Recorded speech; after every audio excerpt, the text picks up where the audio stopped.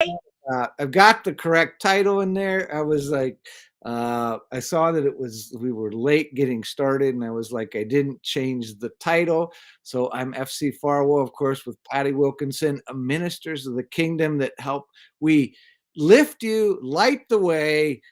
We want to see the increase of God for everyone. There's no one here less important than the other. We are all vital members of the body of Christ, and God's plans are good. Our subject today, what we are considering, is overcoming a pauper mindset. I did this a year or so ago, a year or two ago, I don't know, a while. I discussed this a little bit, or we considered it. But Patty and I were talking on the phone the other day, and these things came up, and I was recognizing that I was going back in some ways, into a poverty mindset. And so we thought, well, this would be really good, because if we're going through this process, probably other people are going through that process, and we want to break that. So, Patty, launch us out here. Launch. Well, Yeah. I think the title, the overcoming a poverty mindset, and there's it's kind of hard if you're a pauper, the prince to the pauper guy who went from, he was a pauper and then he became a prince. He has kind of a hard life because he still has the same mentality as being the guy that was the pauper who had nothing. And now all of a sudden he's a prince or a king and he has everything, and it's hard. And so there's a verse in Proverbs 30 and verse 21, and it says, under three things the earth quakes, and under a fourth it cannot bear up. Under a pauper when he becomes a king, because his mindset stays the same. And so we've become like, we're supposed to reign in life with a more abundant life, but our mindset sometimes kind of stays in that, old stuff. And I wrote some stuff down about like what a pauper mindset is. So, And so I can I think it's kind of funny interrupt? because we kind of think that way a lot. So, there's the key word. So we think that way a lot. So we have a thinking. The way we think makes putting those thoughts together as a mindset. The way we think collectively is that God says these great things about us, but we're not so sure they're for us or something. Right. Go ahead. It doesn't it say, as a man thinketh in his heart, so is he. I believe So so. if you think in your heart that, well, I really can't afford that, or no, that's I have to stay within my means, or one of the things I have wrote down is, do you avoid buying non-essentials, like because either you can't afford it, you're not good enough to have that, or do you always look for the cheapest item, like what I can get by with, what can I get by with, because and so I don't think that's how God says we're supposed to live. I mean, he talks about us prospering over and over. He talks about Abraham and how he was prosperous. Hezekiah, it says he made Hezekiah wealthy, not, I think God, all he does is shuffle money around. He can't really spend it himself. God doesn't spend money, but he moves it around. And, this morning I had this, like, all of a sudden I was thinking about all these people who talk about prosperity preachers, oh, they're prosperity, it's like this bad connotation. Oh, prosperity. And so I started thinking, well, who are some prosperity preachers that people call them that? Kenneth Copeland, that Frederick Price guy who is in California, the this oh, I can't remember his first name, but his last name is Oedipo, and he lives in South Africa. He's like one of the richest, like, ministers, pastors in South Africa. Kenneth Copeland, Jesse Duplantis. These are prosperity preachers. Kenneth Hagin, they considered him one. But really, what they really are big on is faith. They teach faith. And you know what moves heaven to bring you prosperity? Faith. It's complete trust in the one who gives. So all the prosperity preachers are really faith preachers. They have got it. Like they have this in on faith on what it is and how that works to actually cause things to happen in their life. What do you think about that? Yeah. No, I think Frederick Price, I think he's fallen asleep, if I have the right one. Well, if he did, it was really recent because he teaches faith like you would not believe. So because the book that Robert sent me, yeah. Anyway, on him, faith, happiness, and I don't know, somewhere here. He's either really old or he's not alive. So the thing is, I think of it like this. So you're saying, because Bob, her brother says, God doesn't spend money. No, he doesn't spend money, but he has to think of it. How much sky? And there's a lot of sky. I mean, right? It's like Right. unending. How many stars do we need? There's more than we can count. This says something. Ever. How much air? Yeah, how much air do we need?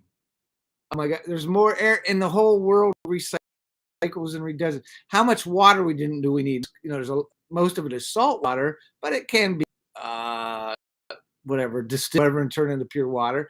But how much do we need? There's more than we will ever need. Even the population, people must limit population. There's enough land to grow plenty of crops if people were taught how to do it and had the whatever they need to do it. So when I look at the foundations, the pinnings, the workings of God in the heavens and earth, there is an unlimited resource.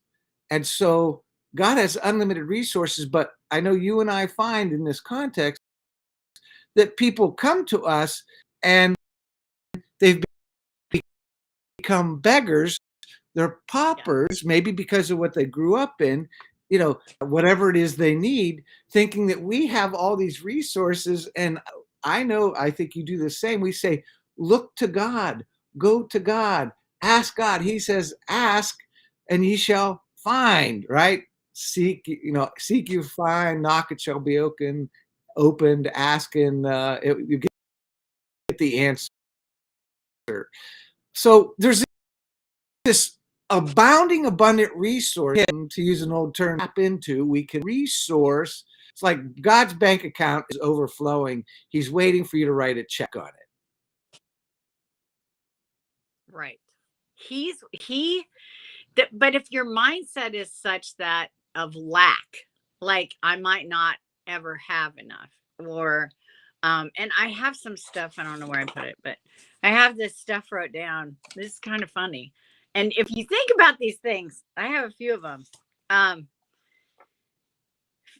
Constant search for a cheap alternative, even if it's a discomfort. Constantly searching for the cheapest alternative, even if it might be less than what you would want.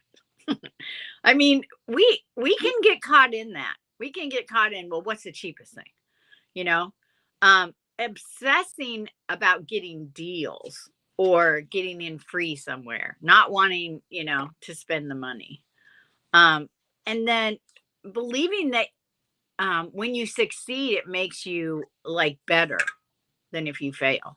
I mean, how many millionaires do we know that like failed how many times, like before they ever made it? A lot. A lot of them failed. Oh, and I'm not saying to try to be a millionaire. That's not what I'm saying. But what God is constantly saying about us is what we should say about us. Like he wants us to be, what's it say? Beloved, I wish above all things thou mayest prosper and be in health. Prosper and be in health. What's prosper? Is that, man, let me just give me one of those because, I'm going to the store. Oh, I better get half a pound of grapes because a pound might be, that's too much. I mean, where do you draw the line?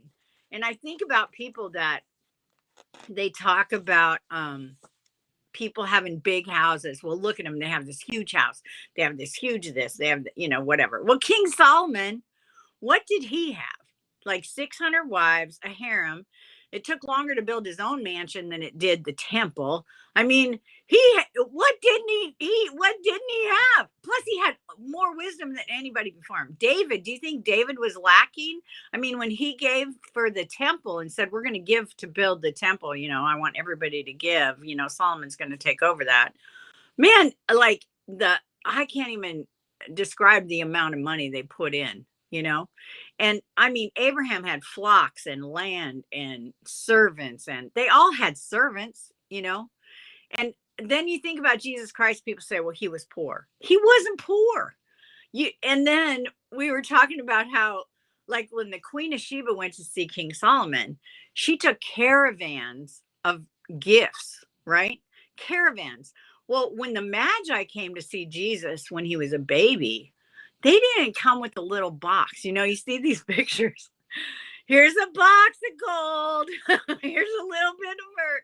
It was a caravan. They'd been waiting for this. Like, how many years did they watch the stars? It was passed down from how long, the Magi, that were watching the stars for the sign of the king, the coming Messiah being born. This was the king. So when you went to a king, you brought treasure and gave treasure.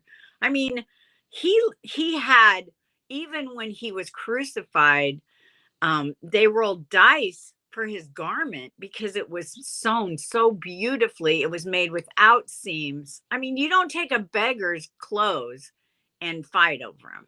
He had the best, right? best, whatever you called that they wore, robes, or what was it? Yeah, he had, what he wore was expensive. Plus, he had 12 guys he supported everywhere he went. Plus, he was never accused of being cheap. No, they never. In fact, Jesus, you're a cutthroat. You're cheap. You always want the deal. Right. No, you never see right? that. Judas was always stealing. He was sneaking money out, right? So how do you have so much that somebody's sneaking the money out and you don't, like, not everybody knows it? And then there's the time when he gave the sop to Judas at the Last Supper, that he was with them at. And he said, go and do thou quickly, or whatever, because he knew he was going to betray him. And the other disciples, it said, oh, he must have sent him out to give to the poor. Well, obviously, it was a regular thing he did, or they wouldn't have thought that's what he was doing, And Jesus Christ many times in parables talked about servants. Well, you suppose maybe he grew up in a household with servants? Probably. He probably had servants. It was probably not an uncommon thing. I mean, most of them had servants at that time. So where do we then, it says he became poor for our sake.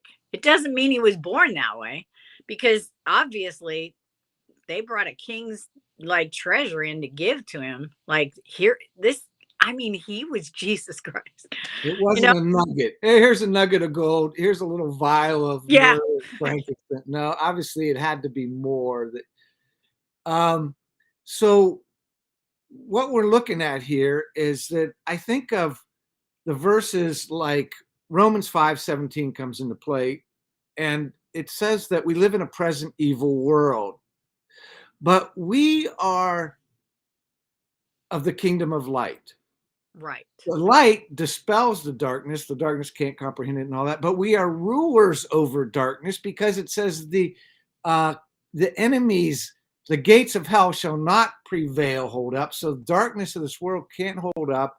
So we're not talking about every believer's to be millionaires or something like that. We are not talking about send $100 and in 30 days God's going to multiply it to 1,000. No, we're Giving not is vital. If you are cheap in your giving, you had a verse on that. If you're cheap in your giving, if you're stingy, do you remember that thing you said? Yeah, it's in it's Proverbs. Hang on, Proverbs 11, verse 24, and this is in the ESV. It says, "One gives freely, yet grows all the richer. Another withholds what he should give and only suffers want." Yeah. So when you're withholding what you're supposed to give, and that, many times don't we believe that if people are in lack constantly, they aren't giving? Because if they were giving, they wouldn't be in lack. That it just can't be. God made it one way. He says that if you give, you're going to receive. What you reap according to what you sow. I mean, it's like it's over and over and over. And the biggest givers are the ones that seem to have the most abundance. And they don't give more because they have more. They have more because they gave more. So we need to destroy, we need to crush, we need to overcome poverty mindsets, because it's, I think of this meme. I don't know, maybe it kind of applies. There's the ad or something, or in a movie, the girl sees the guy sees the girl, and you want to go for a ride or something. And there's like this, I don't know, there's this Lamborghini there or something, and they walk over to it, but he walks by and he goes to the Volkswagen Bug and she walks away or something. But the thing is, God, we're one of the things we attracted to light is in God, there are resources more than abundant for every believer. But the world has got us trapped in a way of thinking that we should lack. And if you live in a shack, I'm not talking about a mansion now, but a shack compared to a nice house. If I was hearing somebody speak about God, I would more likely be influenced by the person that shows that something that like God is taking care of them than the Correct. person in the shack. That doesn't mean I couldn't go to the shack and hear this person share the word or whatever. But we have for too long let the enemy dictate our life, maybe lifestyle, instead of walking in it. And so Wiest says in Romans 5:17, he says, for in view of the fact that by means of the transgression of one, Adam, death reigned as king, victorious through that one, much more those who receive the abundance of grace and the gift of righteousness in life will reign as kings through one Jesus Christ. Now, again, we're not saying you and I tomorrow we're going to be Bill Gates or Right. Buffett, Warren Buffett. That's not the idea. But my God shall supply all your need. That's a promise of God. Now, the need of a person is different for a single person to a couple to someone that has a family to someone who's running a ministry, let's say. Your needs are different. If you are lacking in doing that, that is not God's plan. God is that every need will be met. And maybe, you're happy to drive your Volkswagen Bug or whatever is your little car. But you know what? The guy across the street, he's running this ministry and he needs a bus or he needs a van or, maybe he needs a couple vehicles because of the different things they do. He may be taking young kids out in the wilderness and wilderness adventures, teaching about God through the life and nature and things, but connecting with God. And he might need four-wheelers or things like that to do that. Oh, why do they have so much? No, that's the poverty mindset. We should have. Can I identify a few things that indicate might have a poverty mindset? You require, here, I'm going to put on these because I have put it in fine print. You require your close friends to have an exclusive relationship with you. Hey, you can only connect with me, no one else. 2, you assign negative motives to people who are prosperous, famous, or powerful. Something's wrong with that. That doesn't mean every rich person has got it by dishonest means. They're thieves. That's Right. not true. Right. Well, maybe in some cases, of course. You are jealous of people who have more than you have. You find a problem with every opportunity and are terrified of taking a risk. I know this recently. A friend I've been helping out, he decided he's been selling cars for years and he wanted to open a car dealership. And he's been, for a couple years, at least a couple years, he's been praying to open a car dealership. Now, he's never had the money to open a car dealership and all. And I tell you, when you look at that, you go, there's no way he's opening a car dealership. No way. This guy, he could never have that kind of life. And yet, God connected him with people. he got a location. He got 6 months, no, not six, a few months to start out free. They even put in a plan to get 30, a bunch of cars to help get it going. And so he walked into this almost freely with, $100,000 of cars or whatever it is, a used car lot. And God is working in that situation. But I mean, from the sense is like nobody could do that. Never happened in my life. But he refused that and he stepped in. So two more. So you find a problem with every opportunity and are afraid of taking risk. He's taken great risk. You always feel like something is about to go wrong. Oh, what's next? You live in shame and you feel like a powerless victim. So these are indicators that we might have from Chris Volatin, that we might have a poverty mentality. And now we see what you said early on, as I remember, or in the first launch of this broadcast, which I canceled because I hadn't changed the title, is that people choose to settle for less, far less than what God has told them that it deserves to have. And again, we don't have to have the fanciest anything, but you know what? If we expect God's best, we should be able to have the world's best that people made so that people could have the best. And you said something about if you've got to clip coupons all the time, nothing wrong with clipping coupons, but if it's just so we can get by, something's wrong. Yeah. And, if you think about it like this too, the people that have the most, let's talk in ministry. God knows who trusts him. And so he puts desires in their heart to do even bigger things because he knows they'll step out and do them. Like, I know with Kenneth Hagin, he told him to buy a radio or a TV station, like buy a TV station. It was like $1 million, and that was years ago. But how many people would actually have gone and done it? Have said, okay, God, all right. How many people will, unless they are of great faith, right? God's not going to inspire you to do more because you don't trust him for what? For a car? For new shoes? I'd really love to have that $100 pair of shoes. No, those are too much. I'm not spending $100 on a pair.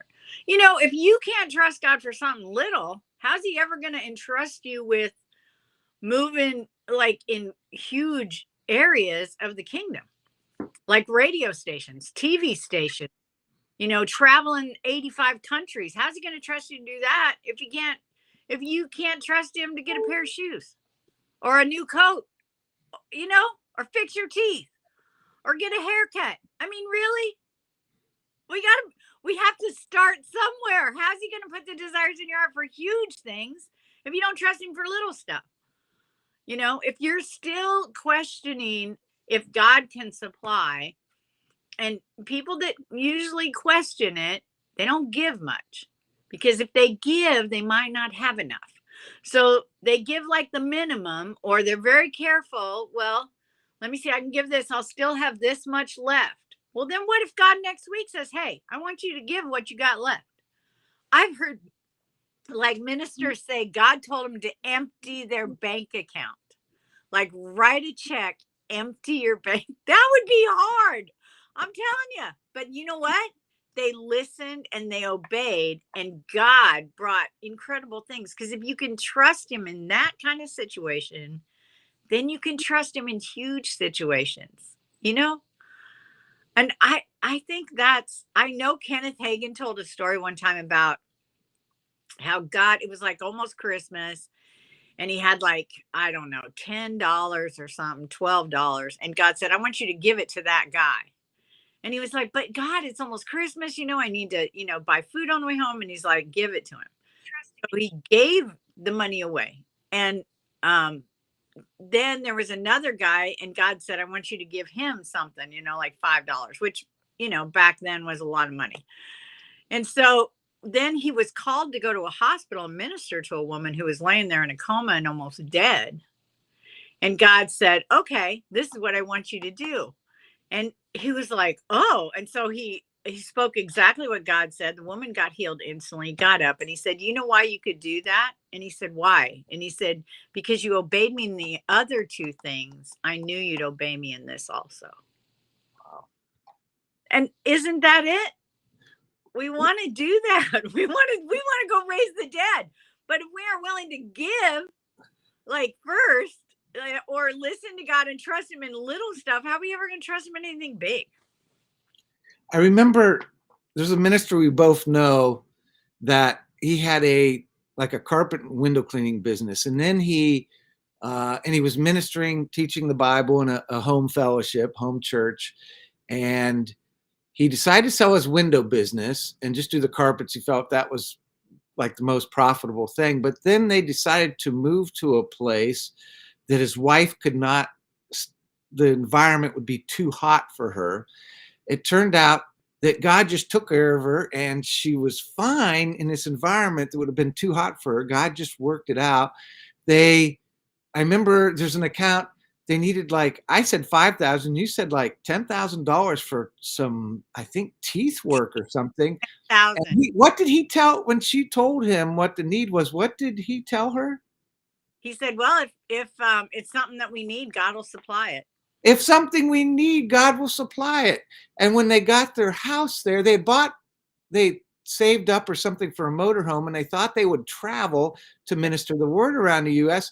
And then people started coming there. So they just turned it into like a housing thing where Right. people could, sleep and all. But I remember when they bought that house, they needed, was it 17,000 or what Yeah, was it? for a down payment.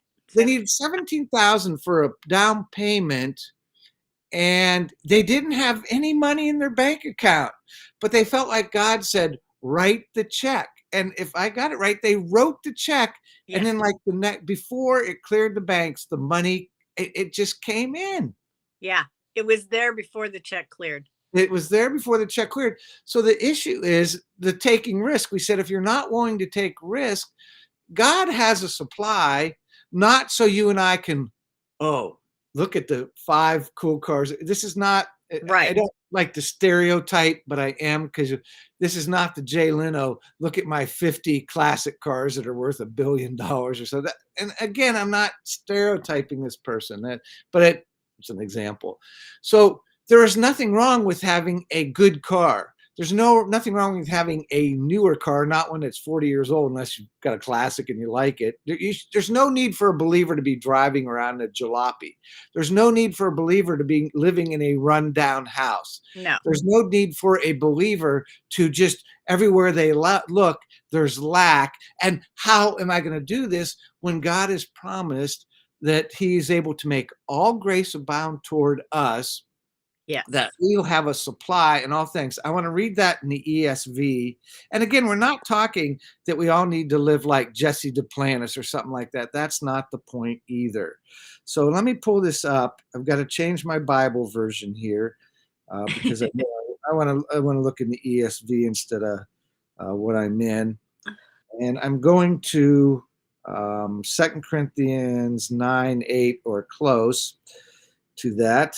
So it's good. These modern Bible things are kind of cool. Just don't run out of battery, right?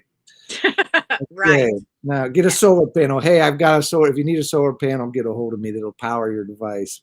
That's what we used in Africa. We go, there's no power. I would carry a solar panel. We'd charge our batteries and stuff like that. We had to. Yeah.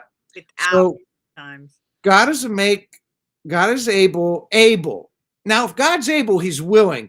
I'm able to save people, but I'm not going to save them. Well, He sends His Son to show He's willing to save. So God is able to make all grace, not some, all grace, divine favor abound to you, so that you, having all sufficiency in all things at all times, you may abound to every good work. So what are the good works you want to do?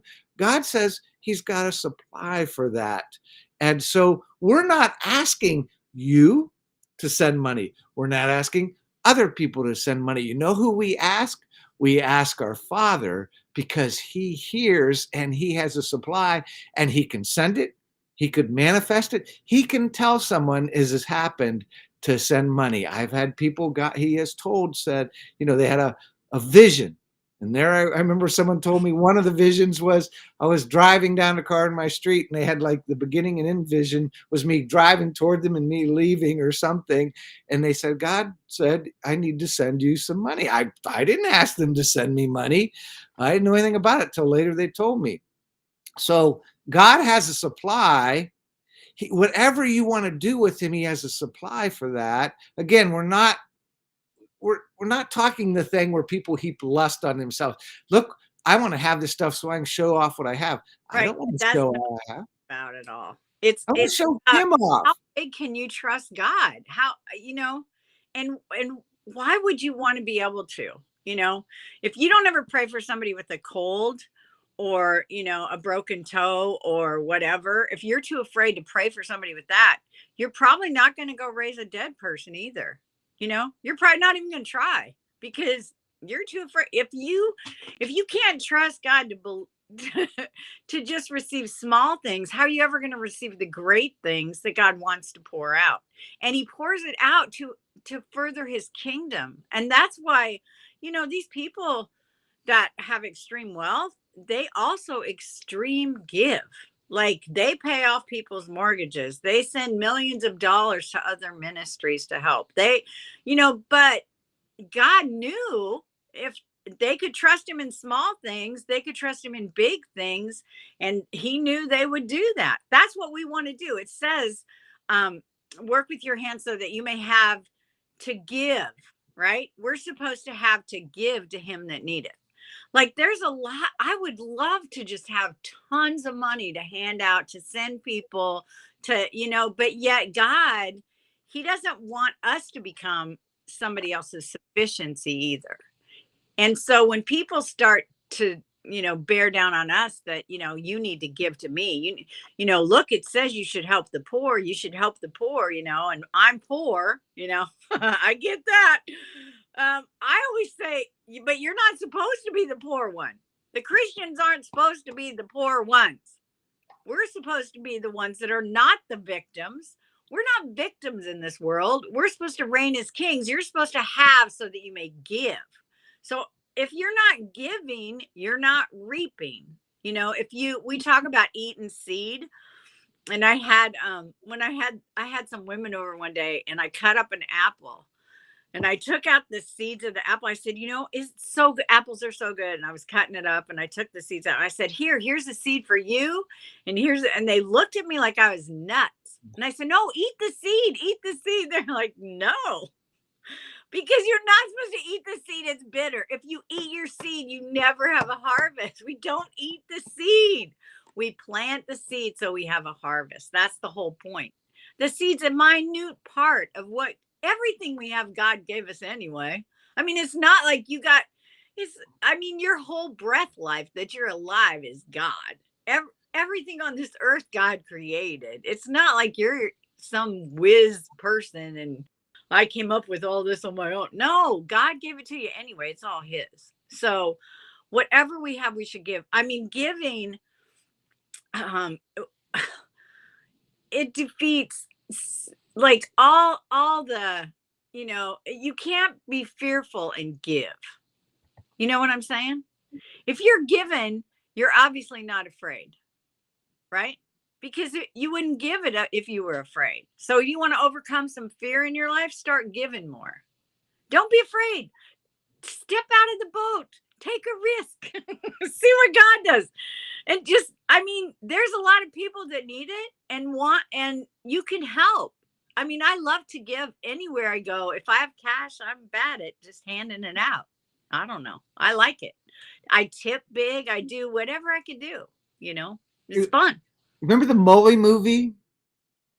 The bowling movie? Mully, or the Mully movie. Molly movie? Yes. Yeah. He goes from his Great parents have left him. He's walking the streets, a beggar, a pauper, has nothing. He's living, under some boards at night or whatever. You know what I mean? He's just, and he's going door to door begging.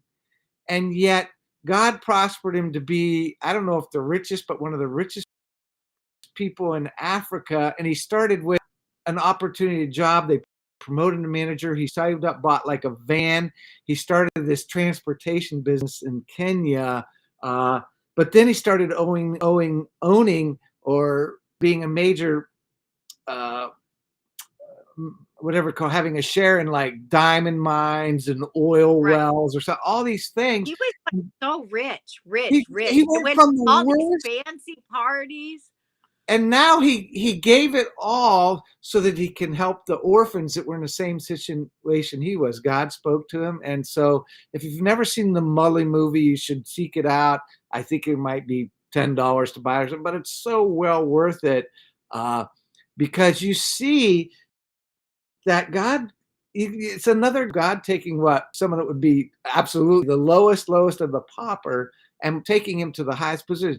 Same with Joseph, not that Joseph's family was Yeah. poor, but Joseph is promoted to second in command. But even, and this is like Jesus with God, it's a parallel, a shadow that, and you said earlier that though he was rich, he became poor. Christ his righteousness was poured out to us. His life was poured out to us. You said his robes, they wouldn't, if they were 5 and 10 dime store, thrift store robes, or, linen he wore, bargaining for Yeah. nice, outfit, the best. I think he said it was seamless, where most would be seamed. So it had to have this best material and all. So, there's indications that, at least one indication, I know, if he gave also to the poor, it wasn't daily he gave to the poor, but they knew that, it appears they Right. knew that he gave to the poor at times and all. And so he was always lifting people to a new lifestyle, a new a kingdom mindset, a heavenly mindset. He was always breaking captivity. And so I almost think we should take this into a part 2. I'm not saying we have to, maybe Wednesday, and build more on what we can do to have this lifestyle mindset of not, I'm going to be rich, but I'm going to have more to give Right. and more to live And more to do for the kingdom, and because more to that's the do. whole goal is, what can we do to reach out to, and I'm telling you, if you don't have anything, you can't reach anybody. You can't. How do you go travel? How do you do anything? If you don't have it, if you're worried about finances, you'll never be going traveling around Africa for a month or more, because you'll be too afraid. There's too much fear If you involved. slave to a job, God has something better for you. That's right. But yeah, we can take it to Wednesday. Whatever you want to do, I'm good. I think so. When we're talking about seed, people would say they don't have a supply to give. God says he gives seed to sow. So we Right. have something. The You woman, always have something. You might choose to spend it on your bills, but I'll tell you what, 90% of what you get towards your bills is better than 100%, because you'll never have enough if you don't give to God. If you don't give first, you're never going to have enough. You're always going to want, and you're always going to lack. It's just how God set it up. He wants you to have some guts. Where's your guts at, man? Don't you have enough guts to trust God for the rest? You're so worried that he can't supply. Well, if you're worried he can't supply, then you're hoarding it. Your hands are closed. You can't receive either. It's just how it works. you have a closed fist mentality. Right. You're tightwad. Your hands are tight. God can't bless tightwads. No, he can't. No. And he says, God exalts the humble, right? I don't know what it says about the ones that aren't humble, he does, but it's something about pride goeth before a fall. I mean, if you think you're going to make it on your own, yeah, it usually doesn't work out that way. So. All right, let's look at this Wednesday. I think there's more here that we can share. And I think that we're talking about breakthrough to new levels of living, not the way the world says it, but the way God has declared it. And you said in the beginning, I believe, if it wasn't, it was the one that I deleted or going to delete, because I messed up the title. But God desires, I wish, I pray, all things that you prosper and be in. And Yeah. so if people are not prospering, then we're not living what God has for us. Now, you can choose to be poor, but we're Right. talking about having more to give, more to live, and you said more to do. So we'll Right. look at this more Wednesday then. Okay. All right. Love you all. Bye. Glorious day.